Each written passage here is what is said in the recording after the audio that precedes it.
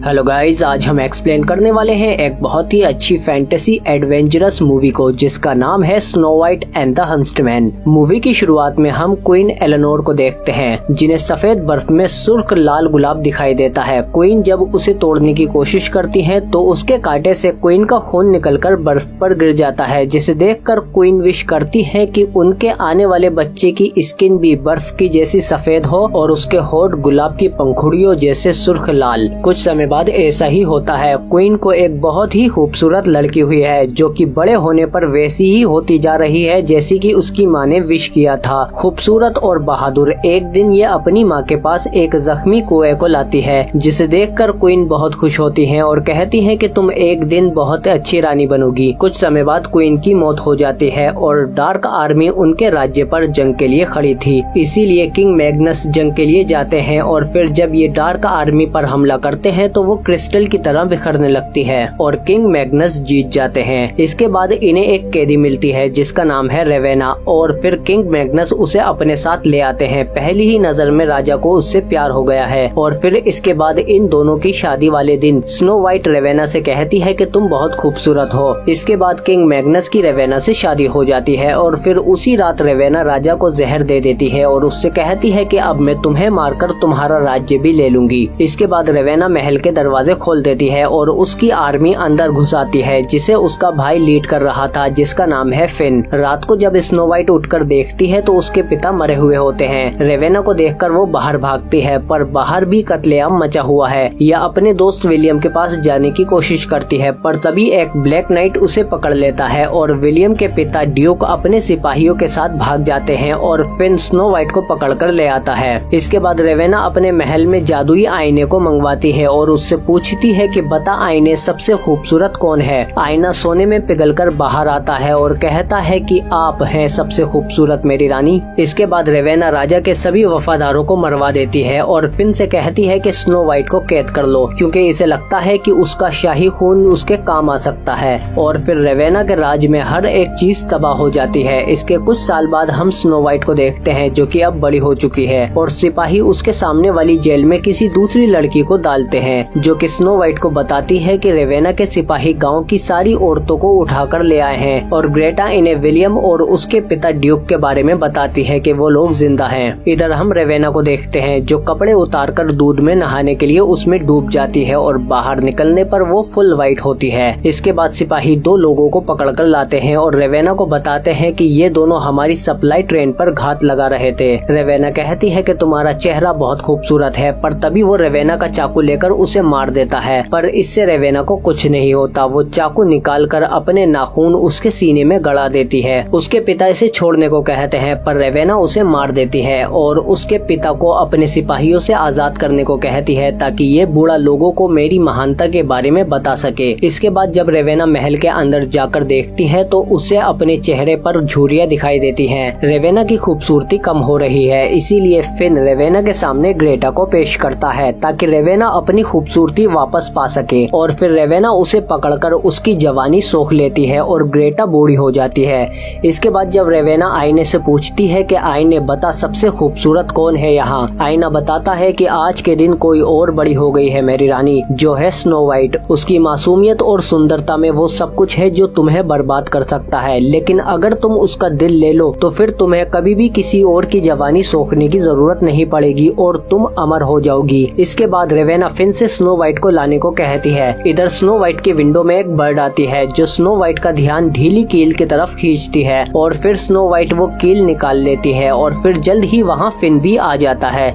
Snow white सोने का नाटक करती है और जैसे ही फिन उसके करीब आता है तो वो फिन पर अटैक करके वहाँ से भाग जाती है और फिर ये महल के बाहर आ जाती है पर यहाँ पर इसे सिपाही देख लेते हैं और फिर दो बर्ड्स उसे सीवेज के रास्ते भागने का इशारा देती हैं और स्नो वाइट वहाँ से अंदर चली जाती है और फिर सीवेज के रास्ते से निकलकर ये समुद्र में कूद जाती है और फिर जब ये किनारे पर आती है तो इसे वहाँ एक सफेद घोड़ा मिलता है जिस पर बैठकर वो यहाँ से भाग जाती है, लेकिन सिपाही इसका लगातार पीछा करते रहते हैं लेकिन ये घोड़ा उसे वहाँ से निकाल देता है और एक लंबी छलांग लगाकर स्नो वाइट को दलदल पार करा देता है लेकिन खुद उसमें फंस जाता है। जल्द ही सिपाही भी वहाँ आ जाते हैं लेकिन इनके घोड़े वहाँ से आगे नहीं बढ़ पाते और स्नो वाइट अंधेरे जंगल में भाग जाती है जहाँ गिरने पर उसकी सांस में कुछ पोलन घुस जाते हैं, जिसकी वजह से इसे हेलोसिनेशन यानी भ्रम होने लगता है और इसे जंगल में अजीब अजीब चीजें दिखने लगती हैं, जिनसे दूर भागते भागते इसे एक वैम्पायर दिखता है। इसके बाद ये बेहोश हो जाती है। इधर महल में जब रेवेना को पता चलता है कि स्नो वाइट फिन के हाथों से निकल गई है तो वो गुस्से से आग बबूला हो जाती है और कहती है कि एक छोटी सी कील को हथियार बनाकर वो यहाँ से भाग गई, अगर उसके हाथ में तलवार आ गई तो वो मेरा राज्य ले लेगी। फिन कहता है कि वो अंधेरे जंगल में भाग गई है, जिस पर रेवेना उसे मारती है और कहती है कि किसी ऐसे को ढूंढो जो वहाँ से स्नो वाइट को ला सके, क्योंकि रेवेना की शक्तियाँ अंधेरे जंगल में काम नहीं करती। तभी हम एक गाँव में एरिक को देखते हैं जिसने बहुत पी रखी है और फिर फिन उसे रानी रेवेना के पास ले आता है, क्योंकि एरिक पहले भी अंधेरे जंगल में जा चुका है। इसीलिए रेवेना उसे स्नो वाइट को पकड़कर लाने का ऑर्डर देती है, पर एरिक मना कर देता है क्योंकि वहाँ जाना खुदकुशी से कम नहीं है। रेवेना उसे डराने की कोशिश करती है पर एरिक को कोई फर्क नहीं पड़ता। फिर रेवेना कहती है कि मैं जानती हूँ कि तुम अपनी वाइफ को बहुत मिस करते हो, तो अगर तुम मेरे लिए उसे पकड़ कर लाओगे तो मैं तुम्हारी वाइफ को वापस से जिंदा कर दूंगी, जिस पर एरिक मान जाता है। इसके बाद वो फिन और उसके आदमियों के साथ अंधेरे जंगल में आ जाता है और हम देखते हैं कि स्नो वाइट को भी होश आ चुका है और फिर वो वहाँ से भागने की कोशिश करती है, पर एरिक पैरों के निशान से उसका पता लगा लेता है और उसे पकड़ लेता है। तभी वहाँ फिन भी आ जाता है। एरिक उससे पूछता है कि तुम इसके साथ क्या करने वाले हो।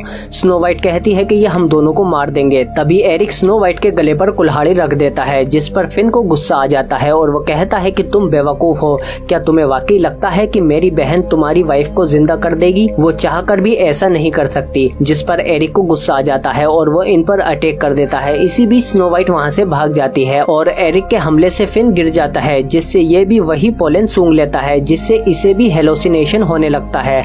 इसके बाद एरिक स्नो वाइट के पीछे जाता है और उससे जानने की कोशिश करता है कि रेवेना को तुमसे क्या चाहिए, आखिर तुम हो कौन? पर स्नो वाइट उसे कुछ नहीं बताती। फिर वो उससे मदद मांगती है कि मुझे ड्यूक के पास ले चलो, बदले में मैं तुम्हें 100 सोने के सिक्के दूंगी। एरिक मान जाता है। इधर हम ड्यूक को देखते हैं जहाँ वो बूढ़ा बाप बता रहा है कि कैसे रानी रेवेना ने मेरे बेटे को मार दिया, जबकि मेरे बेटे ने उसे खंजर मारा था, पर उससे भी उसे कुछ नहीं हुआ। रेवेना को मारना नामुमकिन है। और फिर ये बताता है कि स्नो वाइट अभी भी जिंदा है। इसके बाद हम विलियम को देखते हैं जो कि अब बड़ा हो चुका है और जब ये वापस आता है तो ड्यूक उसे बताते हैं कि स्नो वाइट जिंदा है। विलियम फौरन स्नो वाइट को ढूंढने के लिए जाता है, पर ड्यूक कहते हैं कि इसमें बहुत खतरा है, तुम अंधेरे जंगल के बारे में कुछ नहीं जानते। विलियम कहता है कि तो मैं ऐसे किसी को ढूंढ लूंगा जो उसके बारे में जानता है। इधर हम स्नो वाइट को देखते हैं जिसे सांप दिखाई दे रहे हैं, पर एरिक उन्हें काट देता है और बताता है कि ये सिर्फ टहनियां हैं, तुम्हें भ्रम हो रहा है। इधर फिन वापस जंगल में जाने के लिए अपने आदमियों को तैयार कर रहा है। तभी विलियम इनके पास आता है और कहता है कि क्या तुम्हें तीरंदाज चाहिए? फिन कहता है नहीं चाहिए, मार डालो इसे। पर विलियम उसी के आदमी को मार देता है और फिर फिन उसे अपने साथ अंधेरे जंगल में ले आता है। इधर रास्ते में एरिक को एक ट्रोल मिलता है जो इन पर अटैक कर देता है और एरिक उससे लड़ने की कोशिश करता है, पर ट्रोल बहुत पावरफुल है और वो एरिक को बेहोश कर देता है।